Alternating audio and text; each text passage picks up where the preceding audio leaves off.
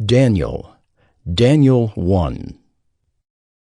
In the 3rd year of the reign of Jehoiakim king of Judah, Nebuchadnezzar king of Babylon came to Jerusalem and besieged it.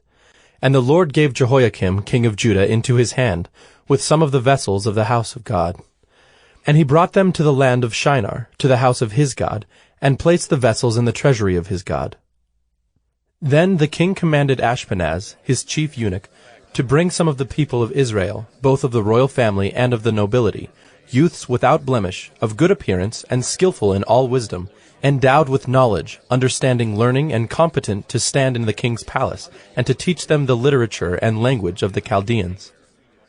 The king assigned them a daily portion of the food that the king ate, and of the wine that he drank. They were to be educated for 3 years, and at the end of that time they were to stand before the king. Among these were Daniel, Hananiah, Mishael, and Azariah of the tribe of Judah. And the chief of the eunuchs gave them names. Daniel he called Belteshazzar, Hananiah he called Shadrach, Mishael he called Meshach, and Azariah he called Abednego.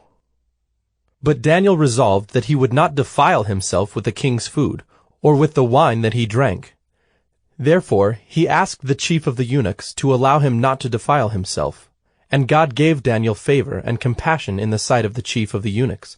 And the chief of the eunuchs said to Daniel, I fear my lord the king, who assigned your food and your drink, for why should he see that you were in worse condition than the youths who are of your own age? So you would endanger my head with the king. Then Daniel said to the steward, whom the chief of the eunuchs had assigned over Daniel, Hananiah, Mishael, and Azariah, Test your servants for 10 days. Let us be given vegetables to eat and water to drink. Then let our appearance and the appearance of the youths who eat the king's food be observed by you, and deal with your servants according to what you see. So he listened to them in this matter, and tested them for 10 days. At the end of 10 days it was seen that they were better in appearance and fatter in flesh than all the youths who ate the king's food. As for these 4 youths, God gave them learning and skill in all literature and wisdom, and Daniel had understanding in all visions and dreams. As for these 4 youths, God gave them learning and skill in all literature and wisdom, and Daniel had understanding in all visions and dreams. At the end of the time, when the king had commanded that they should be brought in, the chief of the eunuchs brought them in before Nebuchadnezzar.